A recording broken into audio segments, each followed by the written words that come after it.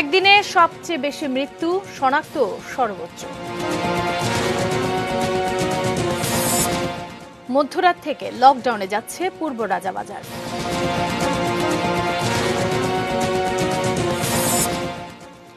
বাজেটে এবারও থাকছে কালো টাকা সাদা করার সুযোগ। এবং বাজেট হবে কাগুজে এবং কাল্পনিক, বলছে বিএনপি।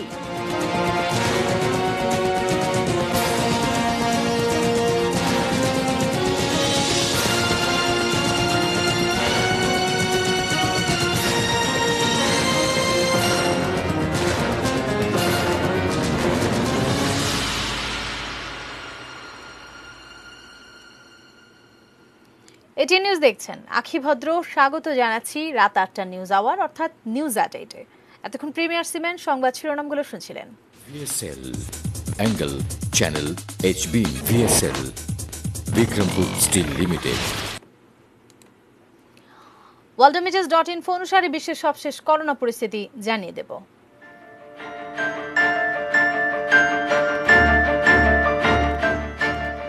সারা বিশ্বে আক্রান্ত ৭২,34,০৪২ জন, সুস্থ হয়েছেন ৩৫,৬৩,০৮৪ জন এবং মৃত্যু হয়েছে ৪,০৯,৪৫৭ জনের।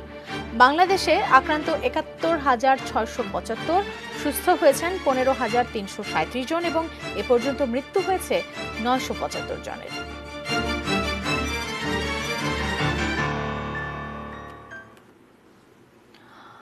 করোনা ভাইরাসে সবচেয়ে বেশি মৃত্যুর সংবাদ এলো আজ। দেশে একদিনে ৪৫ জন মারা গেছেন। গত ২৪ ঘন্টায় আক্রান্তের সংখ্যাও সর্বোচ্চ ৩,১৭১ জন। এর মধ্য দিয়ে দেশে করোনায় মৃতের সংখ্যা পৌঁছেছে ৯৭৫-এ। করোনা রোগী এখন ৭১,৬৭৫। দুপুরে স্বাস্থ্য অধিদপ্তর থেকে অনলাইন ব্রিফিংয়ে অযথা বাসা বাড়িতে অক্সিজেন সিলিন্ডার কিনে মজুদ না করার আহ্বান জানানো হয়। ২৪ ঘন্টায় যা পরীক্ষা হয়েছে তাতে শনাক্ত হয়েছে ৩,১৭১ জন এবং শনাক্তের হার ২১.৬২%। শনাক্ত বিবেচনায় সুস্থতার হার ২১.৪০%। ২৪ ঘন্টায় মৃত্যুবরণ করেছেন ৪৫ জন এবং এ পর্যন্ত ৯৭৫ জন। শনাক্ত বিবেচনায় মৃত্যুর হার ১.৩৬%। অক্সিজেন থেরাপি একটি কারিগরি বিষয়। দক্ষ চিকিৎসক ব্যতীত অন্য কেউ অক্সিজেন রোগীকে প্রয়োগ করলে তা রোগীর জন্য ক্ষতির কারণ হতে পারে। তাছাড়া কোভিড-১৯ চিকিৎসার অনেক ক্ষেত্রে হাই ফ্লো অক্সিজেন দিতে হয়, যা বাসায় দেওয়া সম্ভব নয়। করোনার রোগী বেশি শনাক্ত হওয়ায় ওয়ারির পর লকডাউন হচ্ছে রাজধানী পূর্ব রাজাবাজার। আজ মধ্যরাত থেকে এটি কার্যকর করা হচ্ছে। করোনার রেড জোন হিসেবে আরও কয়েকটি এলাকাকে লকডাউন বা অবরুদ্ধ করার কথা জানিয়েছে স্বাস্থ্য অধিদপ্তর। মঙ্গলবার সকাল অন্যান্য দিনের চেয়ে একটু বেশি ব্যস্ততা পূর্ব রাজাবাজারের বাসিন্দাদের। অন্তত ১৪ দিন জরুরি প্রয়োজন ছাড়া বাসা থেকে কেউ ঢুকতে বা বের হতে পারবেন না। ফলে চেষ্টা নিত্য প্রয়োজনীয় পণ্য সংগ্রহ। লকডাউন যেহেতু শুরু হবে তার আগে আমরা কিছু মালামাল প্রস্তুত করতেছি, যাতে আমরা বাসায় নিরাপদে থাকতে পারি, বের হতে না হয়। মানুষের আইন মানাতে বড় কথা। আমরা আইনের প্রতি যদি শ্রদ্ধাশীল হই তাহলে ফাইন। এই সিদ্ধান্তকে স্বাগত জানালেও এলাকাবাসীর দাবি জরুরি সেবা যেন বজায় থাকে। আমরা ইমার্জেন্সি নাম্বারগুলিতে ফোন করে সার্ভিসটা পাই, এটাই দাবি। আর কিছু পরিস্থিতিতে টাকার থেকে বাচ্চা থাকাটাই বড় উত্তম কাজ। ঘনবসতিপূর্ণ পূর্ব রাজাবাজারে প্রায় ৫০,০০০ মানুষের বসবাস। সেখানে এরই মধ্যে ৪০ জন করোনা শনাক্ত হয়েছেন। লকডাউনে যাবার আগ মুহূর্তেও রেড জোনের এই এলাকাটিতে অনেকেই দেখা যায় মাস্ক ছাড়া বাইরে ঘোরাফেরায়, যেন কিছুই হয়নি। মাস্ক পরনি কেন? মাস্ক পরে দোকানে থেকে এসেছি। মাস্ক পরনি কেন? কামে লাগে না। মাস্ক আসেই মাত্র খুললাম। এই যে খুলে কথা বলতেছেন, এটা ঝুঁকিপূর্ণ কিনা? হ্যাঁ, ঝুঁকিপূর্ণ হয়, কিন্তু আমরা দূরত্ব আছি, সমস্যা নাই। স্থানীয় কাউন্সিলর জানান, লকডাউনের সময়টিতে বাসিন্দাদের প্রয়োজনীয় সবকিছু বাড়ি বাড়ি পৌঁছে দেওয়ার ব্যবস্থা থাকবে। এর জন্য গঠন করা হয়েছে স্বেচ্ছাসেবক টিম। সার্বক্ষণিক সক্রিয় থাকবে 2টি হটলাইন নম্বর, একটি আইসোলেশন সেন্টার ও করোনা পরীক্ষা বুথও খোলা থাকবে। যারা দরিদ্র একবারে তাদের জন্য ফুড সাপোর্ট দিব। যারা আর্থিকভাবে সচ্ছল কিনে খেতে পারবে তারা হয়তো ঘর থেকে বের হতে পারবে না, বাট তারা যদি আমাদের হটলাইন আছে, ফোন দেয়, আমরা তাদের ঘরে যে খাবার পৌঁছে দিয়ে আসবো। গাড়ির ব্যবস্থা রাখছি, কেউ যদি অসুস্থ হয়ে পড়ে, জরুরি কেউ অসুস্থ হয়ে পড়ে, তাদের মেডিকেলে আনা নেওয়া, এটা আমরা করব। করোনা সংক্রমণের শুরুতেই মিরপুরের ট্রলারবাগে লকডাউনে উল্লেখযোগ্য ফল পাওয়া যায়। তাই করোনা নিয়ন্ত্রণে লাল সবুজ এলাকায় ভাগ করে এই লকডাউন। রেড জোনে সে ভাগ করে আমরা ক্ষেত্রকে লকডাউন করছি। সে এলাকাকে ঢুকতে পারবে না, যেতে পারবে না, কিন্তু জরুরি প্রয়োজনে ওষুধ অথবা যদি হসপিটালে যাওয়ার প্রয়োজন পড়ে সেক্ষেত্রে প্রোটেকশন নিয়ে তারা যাবে। কিন্তু কারণ এই এলাকাটা এইভাবে চিহ্নিত করা যেখানে আমরা আক্রান্ত বেশি পাচ্ছি, ওই এলাকাটা আসলে নিয়ন্ত্রণে রাখার জন্য। Monirul Islam Mintu, ATN news, Dhaka. আগামী 11 জুন সংসদে 2020-21 অর্থ বছরের বাজেট উপস্থাপিত হবে। আগামী বাজেটের বিভিন্ন তথ্য ও এ সংক্রান্ত বিশ্লেষণ নিয়ে প্রতিদিনই থাকছে বিশেষ প্রতিবেদন।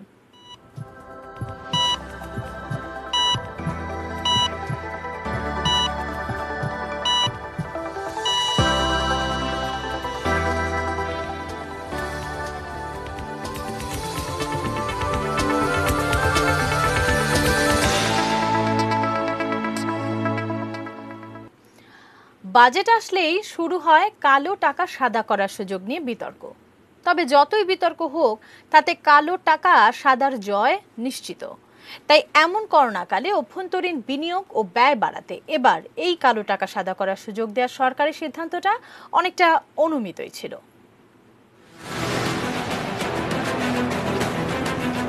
অনেক টাকাই আছে যার উৎস বৈধ হলেও কর দেওয়া হয়নি। আবার মোটা অঙ্কের লেনদেন হয় ঘুষ, দুর্নীতি, চোরাচালান, মাদক বা অস্ত্র কেনা বেচায়। আমদানি রপ্তানিকারকদের ট্যাক্স বাঁচাতে তথ্য গোপনের উদাহরণ ভুরি ভুরি। রং যাই হোক, বেলা শেষে এই সব অর্থই কালো টাকা, সরকারি ভাষায় অপ্রদর্শিত আয়।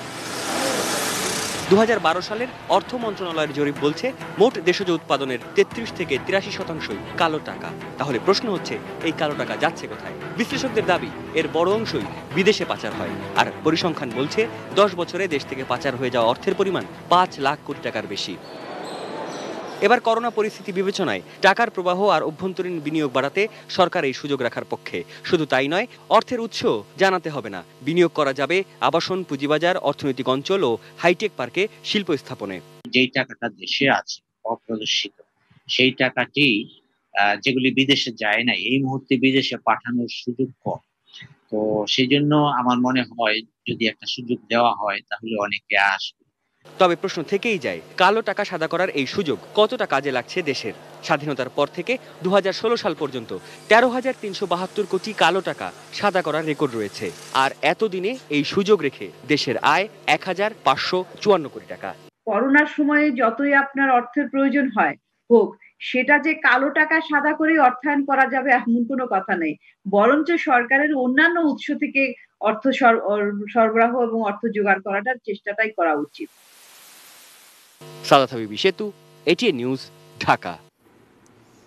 এবারের বাজেট কাগুজে এবং কাল্পনিক হবে বলে আশঙ্কা বিএনপির। সেই সঙ্গে স্বাস্থ্য খাতকে সবচেয়ে গুরুত্ব দিয়ে 3 বছর মেয়াদী পুনরুদ্ধার পরিকল্পনার আলোকে বাজেট ঘোষণার দাবিও জানিয়েছে তারা। জাতীয় বাজেট ঘোষণাকে সামনে রেখে সকালে এক অনলাইন সংবাদ সম্মেলনে বিএনপির ভাবনার কথা জানান দলটির মহাসচিব মির্জা ফখরুল ইসলাম আলমগীর। বিস্তারিত জানাচ্ছেন সাজেদা সুইটি। এবারের বাজেট পূর্ব পরিস্থিতি একেবারেই ভিন্ন। করোনার দুর্যোগ সবকিছু ওলটপালট করে দিয়েছে। পরিকল্পনা, আর্থিক সামর্থ্য, সক্ষমতা সহ সবকিছুতেই টান ফেলেছে বৈশ্বিক এই মহামারী। এই অবস্থাতেই বাজেট পেশ করছে সরকার, আর তার আগে নিজেদের বাজেট ভাবনা নিয়ে সামনে বিএনপি। প্রবৃদ্ধির লক্ষ্যমাত্রা স্পষ্টতই অসামঞ্জস্যপূর্ণ। এনবিআর এর পক্ষ হতে এত বিরাট অঙ্কের রাজস্ব আহরণ, প্রায় 50% প্রবৃদ্ধি একেবারেই অসম্ভব, অর্থাৎ রেভিনিউ আর্নিং এ। তাই এবারের বাজেট হতে যাচ্ছে কাল্পনিক, কাগুজে বাজেট বলেই আমরা সন্দেহ করছি, আশঙ্কা করছি। দেশের স্বাস্থ্য খাতে দুর্বলতার চোখে আঙুল দিয়ে দেখিয়ে দিয়েছে করোনা। জীবন, জীবিকা, অর্থনীতির ধারা ঠিক রাখতে তাই বাজেটও হতে হবে সময় উপযোগী। স্বাস্থ্য খাত ও খাদ্য নিরাপত্তা নিশ্চিতে সবচেয়ে গুরুত্ব দিয়ে 3 বছর মেয়াদী পুনরুদ্ধার পরিকল্পনার আলোকে বাজেট চায় বিএনপি। সবচেয়ে বড় গুরুত্বপূর্ণ হচ্ছে বর্তমানে স্বাস্থ্য খাতের বিষয়টি। দ্বিতীয়টি হচ্ছে খাদ্য নিরাপত্তার ব্যবস্থা করা। এই দুটোকে আমরা মনে করি এখন সবচেয়ে গুরুত্বপূর্ণ বিষয়। 3 বছর মেয়াদী পুনরুদ্ধার পরিকল্পনার আলোকে বাজেট প্রণয়ন করা উচিত। পরিস্থিতি থেকে উত্তরণে মধ্যমেয়াদী বাজেট কাঠামোয় মুদ্রা ও রাজস্ব নীতির সমন্বয়ে নতুন ব্যবস্থা প্রণয়ন করতে হবে। এই সংকটে অর্থনৈতিক প্রবৃদ্ধির দিকে নয়, বরং সবচেয়ে বেশি জোর মানুষের জীবন ও জীবিকায় দিতে হবে মনে করছে দলটি। সরকারি বিনিয়োগ বাড়ানো, অগ্রাধিকার ভিত্তিতে স্বাস্থ্য, সামাজিক নিরাপত্তা, শ্রম কল্যাণ, কৃষি, শিক্ষা, স্থানীয় সরকার ও পল্লী উন্নয়ন খাতে বরাদ্দ বাড়ানোর প্রস্তাবও তাদের। তৈরি পোশাক সহ রপ্তানি খাতে সহায়তা অব্যাহত রাখা, রপ্তানি বহুমুখীকরণ, বিকল্প বাজার খোঁজার কথাও বলছেন। তবে তাদের এসব প্রস্তাবনা সরকার কতটা আমলে নেবে তা নিয়েও সন্দিহান তারা। কোনো ভিন্ন মতকে তারা টলারেট করে না। সোজা বলবো অহংকার, আত্মম্ভরিতা অথবা আপনার একটা কমপ্লেক্সে সাফার করে তারা। এটাকে আপনি বিবেচনায় নেবেন, এই ধরনের ঘোষণাও কিন্তু একটা ইতিবাচক অবস্থা সৃষ্টি করে। Sajidul Sweety, ATN news, Dhaka. এদিকে রাজনৈতিক অশুভ উদ্দেশ্যে সত্যকে আড়াল করতে অন্ধকারে ঢিল না ছুটতে বিএনপির প্রতি আহ্বান জানিয়েছেন আওয়ামী লীগের সাধারণ সম্পাদক ওবায়দুল কাদের। তিনি বলেছেন, করোনা মোকাবেলায় বাংলাদেশ জয়ী হবে। বিএনপির মহাসচিব মির্জা ফখরুল অভিযোগ করেছেন, সারা দেশে নাকি তাদের দলের নেতা কর্মীদের ঢালাও গ্রেপ্তার করা হচ্ছে। আমি বলতে চাই, কোথায় গ্রেপ্তার করা হচ্ছে, কাদেরকে গ্রেপ্তার করা হলো তাদের তালিকা দিন। কোথায় মিথ্যা মামলা দেয়া হচ্ছে, স্পেসিফিক তথ্য দিন। রাজনৈতিক অশুভ উদ্দেশ্যে সত্যকে আড়াল করে অন্ধকারে ঢিল ছুড়বেন না। সময় হলো বাইজেস্টিল বিরতি নেবার, এরপর জানিয়ে ফিরছি।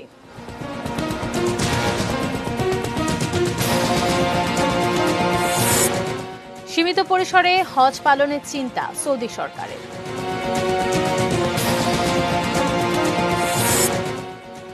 শেষ হলো রানার মর্মস্পর্শী গল্প।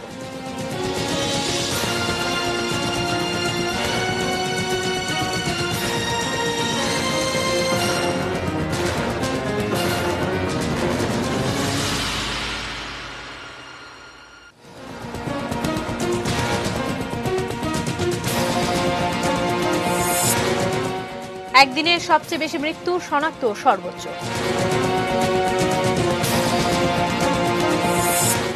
মধ্যরাত থেকে লকডাউনে যাচ্ছে পূর্ব রাজাবাজার।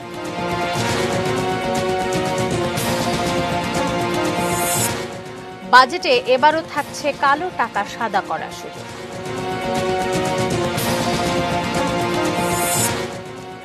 এবং বাজেট হবে কাগুজে এবং কাল্পনিক বলছে বিএনপি।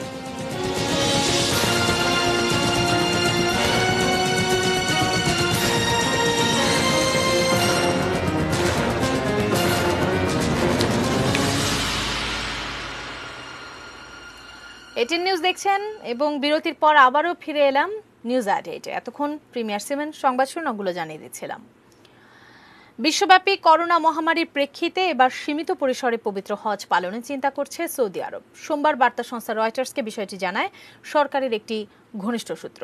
এবছর অল্প কিছু সংখ্যক মানুষ নিয়ে প্রতীকীভাবে অনুষ্ঠিত হবে হজ। প্রতি বছর সপ্তাহব্যাপী হজ পালনের জন্য সৌদি আরবের পবিত্র মক্কা ও মদিনায় যান বিশ্বের প্রায় 25 লাখ মুসলমান। হজ থেকে সৌদি সরকারের বার্ষিক আয় $12 বিলিয়ন। করোনা ভাইরাসের সংক্রমণ ঠেকাতে বন্ধ রাখা হয় ওমরা এবং মক্কা ও মদিনার পবিত্র দুই মসজিদে নামাজ। সৌদি আরবে করোনায় এ পর্যন্ত আক্রান্ত হয়েছেন 1 লাখেরও বেশি মানুষ।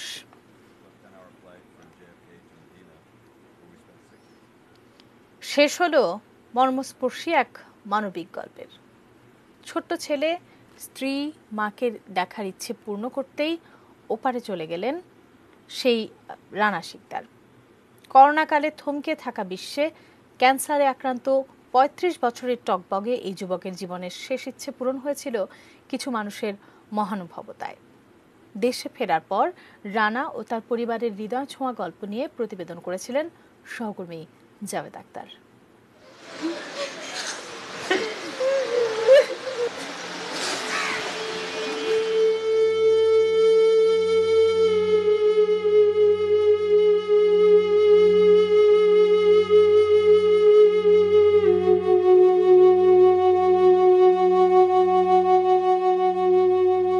ঢাকায় বাসায় ফেরার পরদিন গত 23শে মে সিঙ্গাপুর প্রবাসী রানা শিকদার তার ছেলে মাহিমের দেখা পেয়েছিলেন। কাছে পেয়েছিলেন মা ও স্ত্রী সহ পরিবারের সদস্যদেরও। ওই দিন নারায়ণগঞ্জ শহরতলির সৈয়দপুরের কোড়ইতলার শিকদার বাড়িতে আবেগঘন এই পরিবেশ।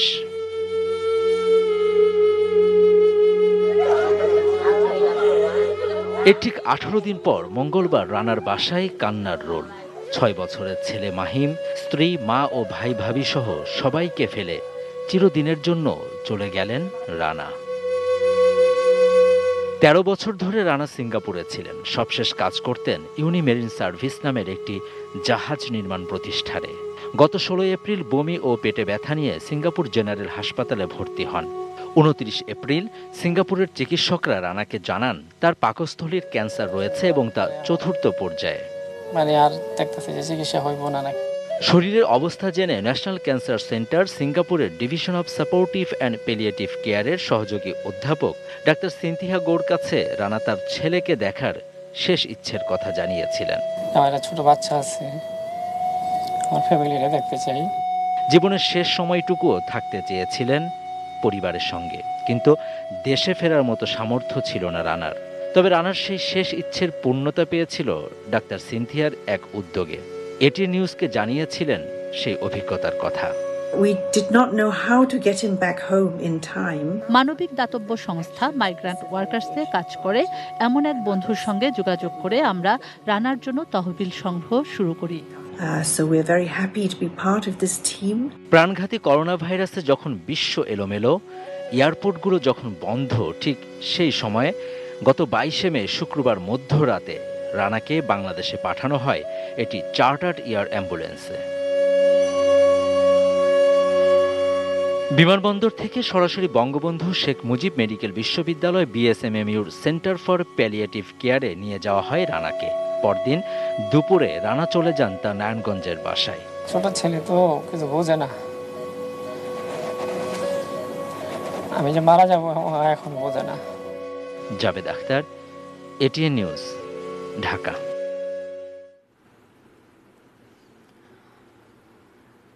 প্রথমবারের মতো নাচ, গান আর অভিনয় এই 3টি বিষয়ে শুরু হতে যাচ্ছে সাউথ এশিয়ান ডান্স কম্পিটিশন, যেখানে বয়সভিত্তিক 2টি বিভাগে অংশ নিতে পারবেন দক্ষিণ এশিয়ার দেশগুলোর প্রতিযোগীরা।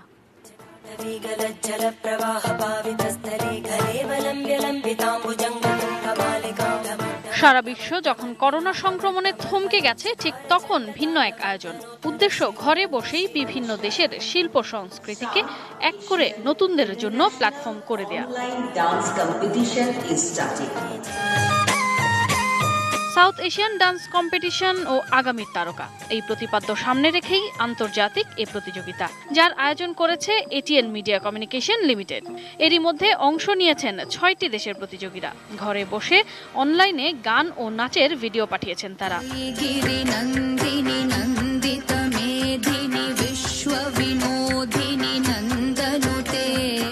সোমবার এটিএন বাংলা কার্যালয়ে এ অনুষ্ঠানের উদ্বোধন করেন এটিএন নিউজ ও এটিএন বাংলার চেয়ারম্যান ডক্টর মাহফুজুর রহমান। প্রথমবারের মতো অনলাইন ভিত্তিক প্রতিযোগিতা নিয়ে পরিকল্পনার কথা জানাচ্ছিলেন আয়োজনের প্রধান সমন্বয়ক ও এটিএন এমসিএল এর সিইও। খুব সুন্দর সুন্দর ফুটেজ এসেছে আমাদের কাছে নাচের, গানের, অভিনয়ের, এবং আমরা এর মাধ্যমেও যে একটা ভালো প্ল্যাটফর্ম তৈরি করতে পারি সেটা আমরা আজকে একটি ভিডিও ফুটেজের মাধ্যমে দেখাবো। প্রতিযোগিতার আয়োজক এটিএন মিডিয়া কমিউনিকেশন লিমিটেডের চেয়ারম্যান ডক্টর মাহফুজুর রহমান বলেন, করোনার মতো ভাইরাসে যখন বিশ্বজুড়ে মানুষ মানসিক অবসাদে ভুগছে, তখন এমন ভিন্নধর্মী আয়োজনের উদ্দেশ্য কিছুটা হলেও সবার মনে স্বস্তির পরিবেশ ফিরিয়ে দেয়া। এই প্রোগ্রামের মাধ্যমে অনেক ভালো ভালো শিল্পী আমরা পেতে পারি। তো এটা বাসায় বসে হবে, তার বাসা থেকে ভিডিও পাঠাবে, ভিডিওতে আমাদের যে বিচারক থাকবে, বিচারকরা দেখবে, দেখার পরে তারা বিচার করে কে ভালো করলো, কোন দেশের শিল্পী ভালো করলো। এটা ঘরে বসে বিচার হচ্ছে, কারোর কাছে যাওয়া লাগতেছে না, কারোর সঙ্গে মিশা লাগতেছে না।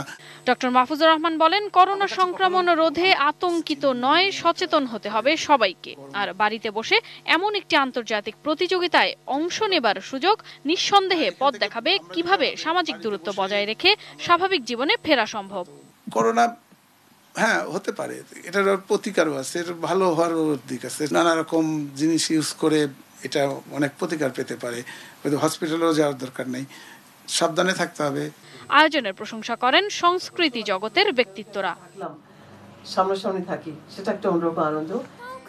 আগ্রহীদের 20 জুনের মধ্যে 2টি করে নিজেদের একক সঙ্গীত, একক অভিনয় অথবা নৃত্যের 4 মিনিটের ভিডিও সহ রেজিস্ট্রেশন করতে হবে। Sadia Nancy, ATN news, Dhaka.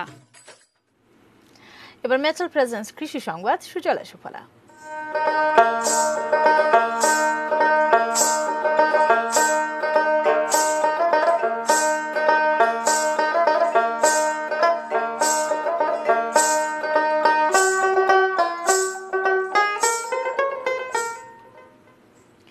ঘূর্ণিঝড় আম্পানে ব্যাপক ক্ষতির পর ঘুরে দাঁড়ানোর চেষ্টায় কুষ্টিয়া চাষিরা, তবে প্রকৃতির কাছে যেন আবারও হার মানতে হচ্ছে। বাঁধ সেধেছে ঘন ঘন বৃষ্টিপাত। কুষ্টিয়ার প্রতিনিধি শরীফুল ইসলামকে সঙ্গে নিয়ে মনিরুল ইসলাম মিন্টু রিপোর্ট, ছবি তুলেছেন সেতু আহমেদ। মাঠে মাঠে সোনালী আঁশের চাষ, কিন্তু মন ভালো নেই কৃষকদের।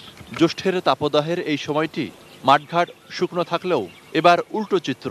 বৃষ্টির পানি জমে শিকড় গজিয়েছে, ফলে পাট বড় হওয়ার আশা নেই। এই পাট আর বলবে না, পাট যেটুকু হওয়ার দরকার হয়ে গেছে আর হবে না। এখন এই পাট জোন পেট নিয়ে আপনার পরিষ্কার করতে হবে, পরিষ্কার করার পরে ধান লাগাতে হবে। ধান মান লাগাবো, যদি আল্লাহ দেয় তাহলে গিয়ে যদি বাঁচার হবে, তাছাড়া বাঁচার মতন কোনো কায়দা নেই। ঘূর্ণিঝড় আম্পানের পর 3 সপ্তাহ পার হতে চলল। এর মধ্যে ঘন ঘন বৃষ্টিপাতে কোথাও কোথাও পানিতে ডুবে পুরো ক্ষেতি নষ্ট হওয়ার পথে। এবার আম ও লিচুর ব্যাপক ক্ষতি হলেও শাকসবজি চাষে ক্ষতিও কম নাই। কৃষি সম্প্রসারণ অধিদপ্তরের তথ্য মতে ঘূর্ণিঝড় আম্পান এবং পরবর্তী বৃষ্টিপাতে এখন পর্যন্ত এই জেলায় ফল ও ফসলের ক্ষতি প্রায় 65 কোটি টাকা। ফসলের মধ্যে সবচেয়ে বেশি ক্ষতি হচ্ছে তিলের ক্ষেত। তিল খেতে এবার কেউ পাবে না। আমাদের বেদবাড়ি মাঠে কারোরই তিল হয় নাই, সবই নষ্ট হয়েছে। তারপরে ক্ষতি হয়েছে পাটে। 7 বিঘে তিল বুনেছিলাম, সবই পানির কারণে শেষ হয়ে গেছে। এই যে কাটতে চান চুয়া করতেছি, চুয়া করে আবার ধান লাগাবো সেই চেষ্টা করতেছি। যেভাবে বৃষ্টি শুরু হয়েছে, এখন যদি নিয়মিতভাবে এইভাবে বৃষ্টি চলতে থাকে তাহলে তো কৃষকরা মাঠে যেতে পারছে না। অবশ্য বোরো ধানের ক্ষেত ডুবলেও খুব বেশি ক্ষতি হয়নি। ধান কাটা প্রায় শেষের পথে। আর আগাম বৃষ্টিপাত হয় ঝড় বৃষ্টি ক্ষতি পুষিয়ে নিতে আগাম আউশ ধান রোপণের চেষ্টা কৃষকদের। সার্বিক করোনা পরিস্থিতির পরে খাদ্য সংকট দেখা দিতে পারে, সেক্ষেত্রে আমরা এই কৃষির বিষয়টি খুবই গুরুত্ব সহকারে নিয়েছি এবং মাননীয় প্রধানমন্ত্রীর নির্দেশনা অনুযায়ী কৃষিকে আমরা সর্বাধিক গুরুত্ব দিচ্ছি। সার, বীজ এবং প্রণোদনা আমরা শতভাগ এটা এনশিওর করেছি এবং কৃষককে আমরা সংশ্লিষ্ট ইউনিয়নে পৌঁছে দিয়েছি।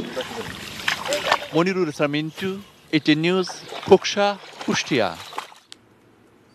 বাজিস্ট্রি বিরতি নিচ্ছি, এরপর জানিয়ে ফিরছি।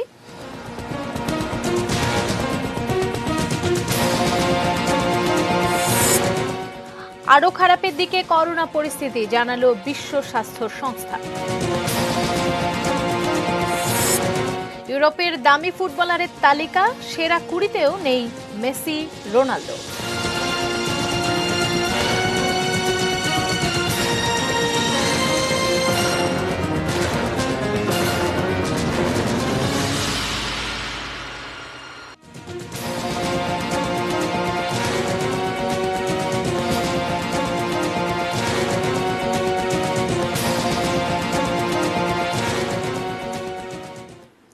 বিরতির পর ফিরে এসে সবাইকে আরো একবার নিউজ@8-এ স্বাগত জানাচ্ছি।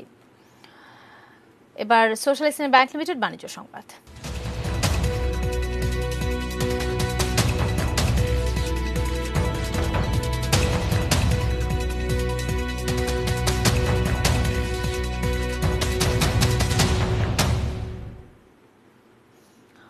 বাম্পার ফলন হলেও বিক্রি করতে না পারায় শেষ সময় লিচু নিয়ে বিপাকে পড়েছেন টাঙ্গাইলের চাষি নজরুল ইসলাম। চলমান করোনা সংকটে স্থানীয় বাজার ক্রেতাশূন্য, সেই সাথে লিচুর দামও নেমে গেছে অনেক। অথচ নজরুল ইসলামের 1 একরের বাগানে চায়না 2 ও 3, বোম্বাই, মুজাফফর ও বেদেনা জাতের 70টি গাছে এবার গত বছরের চাইতেও বেশি লিচু ধরেছে। কিন্তু এখন পর্যন্ত পাইকাররা লিচু কিনতে তার বাগানে তেমন একটা আসেননি। পরিবহন সংকটে জেলার বাইরে কোথাও লিচু পাঠাতেও পারছেন না তিনি। বাগানের ফল এখন বাগানেই নষ্ট হচ্ছে। বিশাল এই ক্ষতি পুষিয়ে নিতে লিচু কেনা, সরবরাহ করা বা প্রণোদনা দেওয়ার ক্ষেত্রে সরকারি সহযোগিতার প্রত্যাশায় দিশেহারা লিচু বাগানি নজরুল। সরকারি সহযোগিতার মাধ্যমে যদি হয়তো কিছু কিছু গাড়ি ছাড়তো তাহলে হয়তো আমরা কিছু কিছু লিচু হয়তো বাণিজ্য করে ঢাকায় পাঠাতে পারতাম, বিভিন্ন শহরে টাঙ্গাইলে পাঠাতে পারতাম, তাহলে আমরা আর্থিকভাবে একটু লাভবান হতে পারতাম। আমাদের কৃষি অফিসের মাধ্যমে প্রণোদনার মাধ্যমে যদি তাকে ক্ষতিপূরণটা পোষায় দিতে পারি, আমরা চেষ্টা করতেছি। তো আশা করি সে এই তারিখেও খুব ভালো ফলন পাবে এবং বিক্রি করতে পারবে। দেশে বাইরের খবর।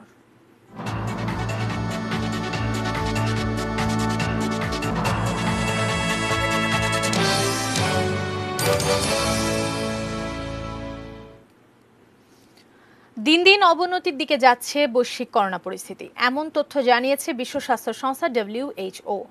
নতুন এক তথ্যে উপসর্গ নেই এমন করোনা আক্রান্ত ব্যক্তিদের থেকে সাধারণত ছড়ায় না বলে জানিয়েছে সংস্থাটি। অন্যদিকে আগস্টের মধ্যে করোনার ভ্যাকসিন ব্যবহার উপযোগী হবে বলেও আশা করছেন অক্সফোর্ডের বিজ্ঞানীরা। বিশ্বজুড়ে করোনা ভাইরাসে আক্রান্তের সংখ্যা ৭২ লাখ ছাড়িয়েছে। গত ১০ দিনের মধ্যে ৯ দিনই আক্রান্তের সংখ্যা বেড়েছে ১ লাখের উপরে। সর্বশেষ রোববার এ সংখ্যা ছিল ১,৩৬,০০০। এটি একদিনে আক্রান্তের নতুন রেকর্ড। এ ভাইরাসে এরই মাঝে মারা গেছে ৪ লাখের বেশি মানুষ। যুক্তরাষ্ট্রেই মারা গেছে ১ লাখের বেশি, যার বেশিরভাগই নিউ ইয়র্কে। এই পরিস্থিতিতে আক্রান্ত দেশগুলোকে সতর্ক থাকার আহ্বান জানিয়েছেন বিশ্ব স্বাস্থ্য সংস্থার মহাপরিচালক ডক্টর টেড্রোস আধানম গ্যাব্রিয়াসিস। সোমবার এক ভার্চুয়াল সংবাদ সম্মেলনে তিনি জানান, ইউরোপের পরিস্থিতি কিছুটা ভালোর দিকে, তবে এখনও লকডাউন সহ বিধিনিষেধ শিথিলের সময় আসেনি। And almost 400,000 deaths. Although the situation in Europe is improving, globally it's worsening. যুক্তরাষ্ট্রে পুলিশের নির্যাতনে কৃষ্ণাঙ্গ জর্জ ফ্লয়েড হত্যার জেরে বিভিন্ন দেশে বর্ণবাদ বিরোধী আন্দোলনকারীদের সাবধানতা অবলম্বনের পরামর্শ দিয়েছেন ডক্টর টেড্রোস। সামাজিক দূরত্ব বজায় রাখা সহ স্বাস্থ্যবিধি মেনে চলা এবং বিক্ষোভের সময় কেউ অসুস্থ হয়ে পড়লে তাকে ঘরে থাকার অনুরোধ জানান তিনি। উপসর্গহীন আক্রান্ত ব্যক্তিদের মাধ্যমে করোনা ছড়ায় না বলে জানিয়েছেন বিশ্ব স্বাস্থ্য সংস্থার ইমার্জিং ডিজিজ বিভাগের প্রধান মারিয়া ভ্যান কেরকভ। কয়েকটি দেশের পরিসংখ্যান ও তথ্য বিশ্লেষণ করে তিনি মন্তব্য করেন, তবে এ নিয়ে আরও গবেষণা দরকার বলেও মত দেন তিনি। We really want to be focused on is following the symptomatic cases. অন্যদিকে চীনে করোনা ভাইরাস 2019 সালের আগস্টের শুরুর দিকে ছড়িয়েছিল বলে ধারণা করছেন যুক্তরাষ্ট্রের হার্ভার্ড মেডিকেল স্কুলের গবেষকরা। উহানের হাসপাতালের স্যাটেলাইট ছবি ও ইন্টারনেটের তথ্য বিশ্লেষণ করে তারা এই দাবি করেছেন। এর আগে ডিসেম্বর মাসে হুবেই প্রদেশে ভাইরাসটির প্রাদুর্ভাব ঘটেছিল বলে জানিয়েছিল চীন। এদিকে আগস্টের শুরুর দিকে করোনা ভাইরাসের ভ্যাকসিন ব্যবহার উপযোগী হয়ে যাবে বলে আশা করছেন অক্সফোর্ড বিশ্ববিদ্যালয়ের গবেষকরা। এটি ইনহেলারের মাধ্যমে ব্যবহার করা যাবে। ভ্যাকসিনটির কার্যকারিতা নিয়েও তারা 80% আত্মবিশ্বাসী। শেখ সালাম, desk report, ATN news. Clement sports news.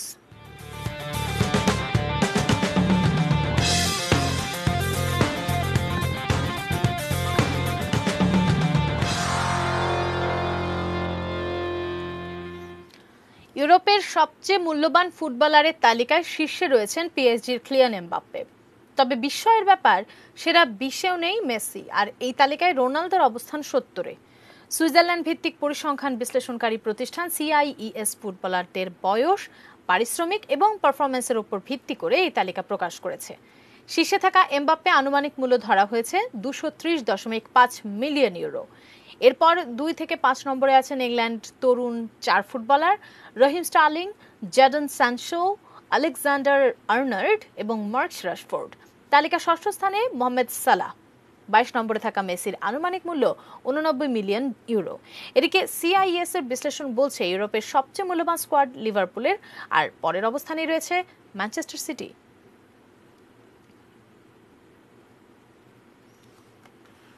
শেষ করব, তবে যাবার আগে প্রিমিয়ার সিমের সংবাদ শিরোনামগুলো এক নজরে আরেকবার দেখে নেব।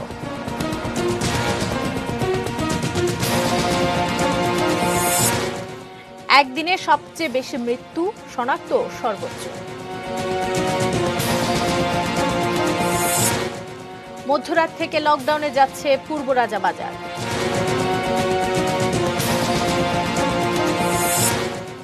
বাজেটে এবারও থাকছে কালো টাকা সাদা করার সুযোগ।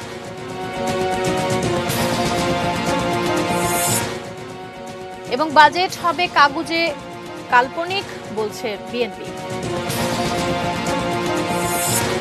সীমিত পরিসরে হজ পালনের চিন্তা সৌদি সরকারের। শেষ হলো রানার মর্মস্পর্শী গল্প।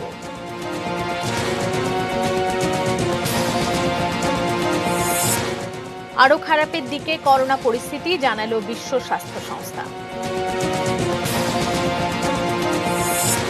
এবং ইউরোপের দামি ফুটবলারের তালিকা, সেরা 20তেও নেই মেসি, রোনালদো। নিউজ.8 সঙ্গে থাকুন, দেখতে থাকুন ATN নিউজ। আর ATN নিউজের ব্রেকিং নিউজ আপনার মোবাইলে পেতে স্টাফ লিখে স্পেস দিয়ে AN লিখে পাঠিয়ে দিন 599 নম্বরে।